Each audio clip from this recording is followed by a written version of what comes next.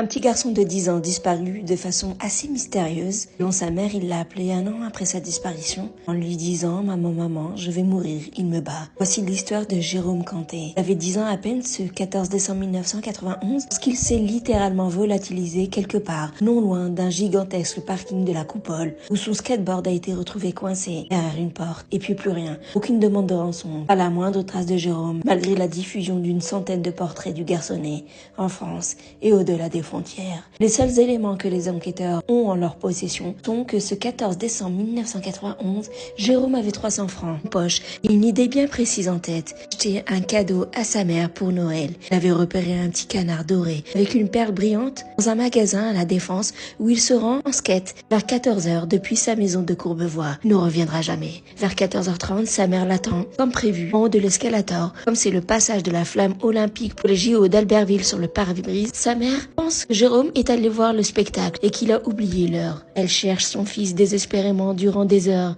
guettant le blouson vert et violet de Jérôme. C'est le début d'une interminable attente qui s'engraine lentement dans l'angoisse et l'incompréhension. L'inquiétude monte de plus en plus. Il est 19h.